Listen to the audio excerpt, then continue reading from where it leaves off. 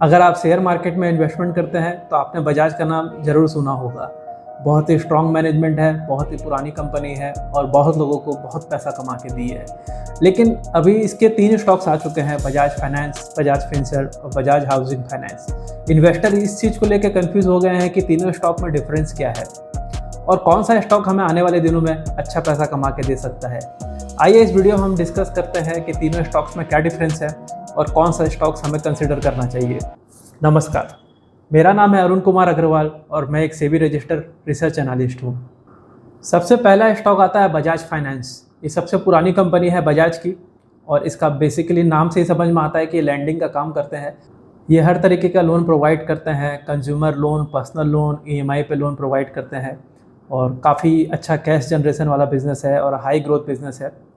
अच्छे इन्वेस्टर इसे डिप पे हमेशा ऐड करते रहते हैं। इवन आप अच्छे से अच्छे म्यूचुअल फंड में देखेंगे तो कुछ percentage of holding Bajaj finance का ज़रूर होता है। 5 लाख करोड़ का मार्केट कैप है, बहुत ही बड़ी कंपनी है एंड बहुत अच्छे से लोगों को फाइनेंस प्रोवाइड करती है। सर्विस भी बहुत अच्छा है, बहुत लोगों के साथ टाई अप किया हुआ है।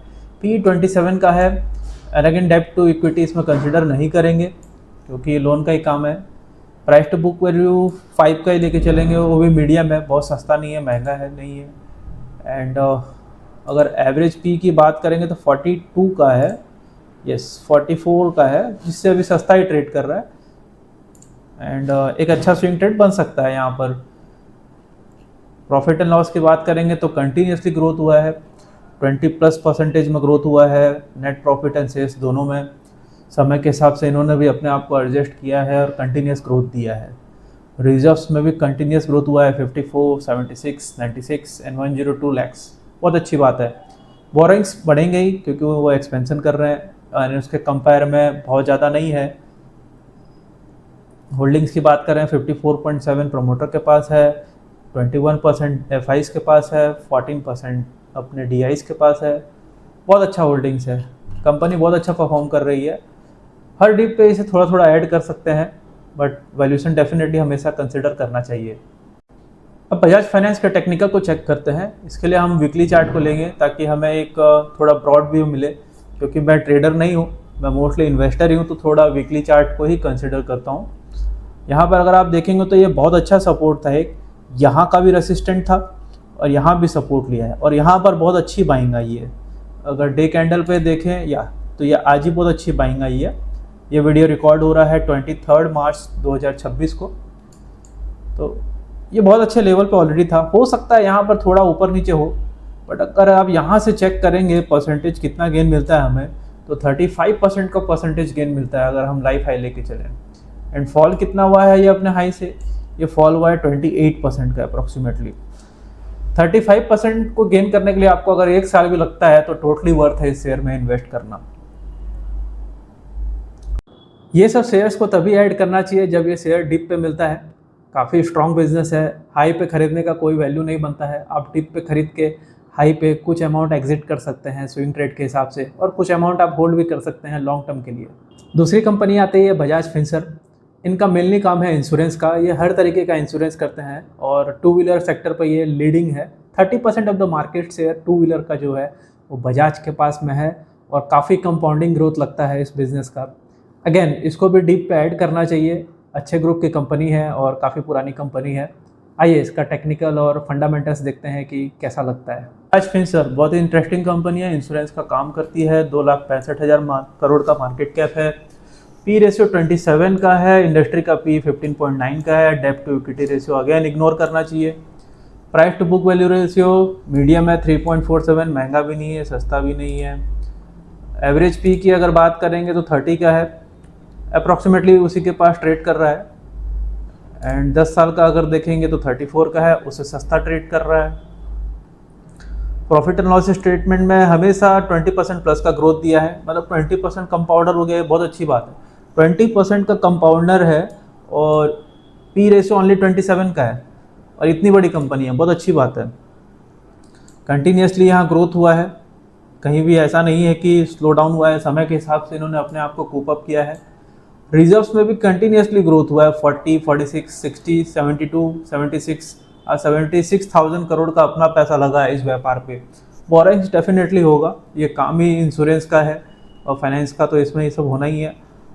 प्रोमोटर का अच्छा खासा होल्डिंग है 58.81 का। DIFI का भी बहुत अच्छा होल्डिंग्स है इसमें। फ्यूचर इसका काफ़ी अच्छा ब्राइट है। बजाज फिनसर्व का अगर हम टेक्निकल देखें तो अभी भी इसमें सपोर्ट के लिए समय है। आई थिंक 7% का यहाँ पर नीचे आने के बाद इसे सपोर्ट मिलेगा और यहाँ से एक बाइंग आएगी। अगर आप यहाँ से एवरेज करते हुए भी चलें और नीचे आए बाय किए, अगर 1700 के हिसाब से भी अप्रॉक्सीमेटली अगर आपका एवरेज प्राइस होता है, हर डिप पे बाय होता है या ऑन राइज अगर आप एवरेज करते हैं तो आपको 30% का गेन इजीली मिल सकता है। एंड इसके लिए भी अगर आप एक साल रुकते हैं तो टोटली वर्थ है। 30% का गेन एक साल में बहुत अच्छा रिटर्न होता है। तीसरी कंपनी है बजाज हाउसिंग फाइनेंस, जिसका IPO अभी रिसेंटली आया था। IPO काफ़ी हाई प्राइस पे आया था और एक्सपेंसिव था, बट उसके बाद से अभी शेयर काफ़ी करेक्शन हो चुका है और डेफिनेटली इसे हमें कंसिडर करना चाहिए। एंड मुझे वैल्यूशन वाइज अभी कंफर्टेबल लगता है ये शेयर। आइए इसका टेक्निकल और फंडामेंटल्स देखते हैं कि बजाज हाउसिंग फाइनेंस का टेक्निकल एंड फंडामेंटल कैसा लगता है। सबसे लास्ट कंपनी आती है बजाज हाउसिंग फाइनेंस, जिसका IPO अभी रिसेंटली आया था एंड ये सितंबर में ही आया था 2024 में। 65 के PE पे आया था एंड इसकी प्राइस थी 163 की, जो अभी गिरते गिरते 78 पे आ गया। इसका मीडियम PE नहीं लेते हैं क्योंकि अभी रिसेंटली आया था। मार्केट कैप है इसका 65,000 करोड़ का। अच्छा मार्केट कैप है, बहुत महंगा भी नहीं है, सस्ता भी नहीं है। PE रेशियो 26 का है। ये अभी एडजस्ट होगा। प्राइस टू बुक वैल्यू इसका 3.09 का है। अच्छा है, महंगा भी नहीं है। प्रॉफिट एंड लॉस की अगर बात करेंगे तो कंटिन्यूसली ग्रोथ हुआ है एंड प्रॉफिट में भी हमेशा ग्रोथ हुई है। यहाँ 36%, 29%, 45%, 39%, बहुत अच्छा ग्रोथ है। बैलेंस शीट पे भी हमेशा रिजर्व्स को ऐड किया गया है। बोरेंग्स बढ़ेगी क्योंकि अभी एक्सपेंशन में है, तो इसको इग्नोर करना चाहिए हमें। फाइनेंस कंपनी पे हमेशा डेब्ट टू इक्विटी को इतना सीरियस नहीं लेना चाहिए, बट ये भी देखना चाहिए कि बहुत ज़्यादा नहीं होना चाहिए। 3.2, 4.5, 5 तक चलता है ये सब चीज़ें। होल्डिंग्स की बात करेंगे तो 86.7 का होल्डिंग है। यहाँ पर सेबी का रूल्स है कि 75% से ऊपर स्टेक्स प्रमोटर नहीं रख सकते हैं, तो 11% ये बेचेंगे एंड आई थिंक वो होल्डिंग जो है FI और DI खरीदेंगे। यहाँ अंदर देखते हैं कि किसी ने बाय किया है क्या। अभी तक किसी ने बाय नहीं किया है, बट आई थिंक सून बहुत अच्छे डील्स होंगे एंड वो भी वेट कर रहे होंगे IPO के बाद प्राइस स्टेबल होने के लिए, उसके बाद शायद बाय होगा। इस शेयर को लॉन्ग टर्म के लिए कंसिडर कर सकते हैं जब एक सही प्राइस पे आएगा और इसमें रिबाउंड आएगा। डेफिनेटली ये वर्थ है, आप अगर इसको वॉच लिस्ट पे रखेंगे और सही लेवल पे एंट्री लेंगे तो।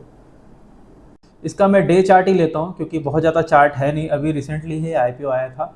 इसमें अगर आप देखेंगे तो कंटिन्यूसली एक फॉल हो रहा है एंड इसके हाई से इसने अभी तक 57% का फॉल दिखाया है, क्योंकि IPO जनरली हाई वैल्यूशंस पे ही आ रहे हैं आजकल और वहाँ से करेक्शन होना बनता है। एक बार जब ये यहाँ पर स्टेबल हो जाएगा एंड थोड़ा रिबाउंड दिखाएगा, मार्केट जब सेंटिमेंट अच्छे होंगे, आई थिंक तब इसे कंसिडर करना चाहिए बाय करने के लिए। अभी हमें वेट करना चाहिए कि कब इसमें स्टेबिलिटी आएगी और एक अच्छा रिबाउंड आएगा। वैसे यहाँ पर कोई सपोर्ट मुझे दिखता नहीं है। एक सपोर्ट ये था बट ये बहुत पहले ही ब्रेक हो गया। आई थिंक ये जनवरी से ही हुआ होगा, सितंबर जनवरी तरफ से, या ये अक्टूबर से हुआ है। अक्टूबर से यहाँ मार्केट के साथ ये फॉल हुआ है, तो ये सेंटिमेंट के हिसाब से भी फॉल हुआ है। 50% ऑफ द हाउसिंग फाइनेंस जो होता है वो बैंकिंग सेक्टर के थ्रू होता है and rest of the 50% NBFC से होता है, जिसमें बजाज फाइनेंस भी आता है। सो बजाज फाइनेंस आने वाले दिनों में हाउसिंग फाइनेंस एक बहुत अच्छा शेयर हो सकता है अगर आप फ्यूचर के हिसाब से इन्वेस्टमेंट करना चाहते हैं। हर डिप पे बाय कर सकते हैं। वैल्यूशन वाइज अभी काफ़ी कंफर्टेबल है, अभी बिल्कुल भी एक्सपेंसिव नहीं है। मेरा तो हमेशा से इसमें स्विंग ट्रेड रहेगा और कुछ अमाउंट ऑफ इन्वेस्टमेंट मैं इसमें लॉक करके रखूँगा फ्यूचर के लिए। वैसे आपका क्या सोचना है इस शेयर के बारे में, कमेंट पे ज़रूर बताइएगा। चलिए आप तीनों का कंपैरिजन करते हैं। अगर आपको ग्रोथ चाहिए तो आप बजाज फाइनेंस को कंसिडर कर सकते हैं। अगर आपको स्टेबिलिटी चाहिए तो आप बजाज फिनसर्व को कंसिडर कर सकते हैं। और अगर आप एक रिस्की बैट खेलना चाहते हैं तो आप बजाज हाउसिंग फाइनेंस में भी बैट कर सकते हैं।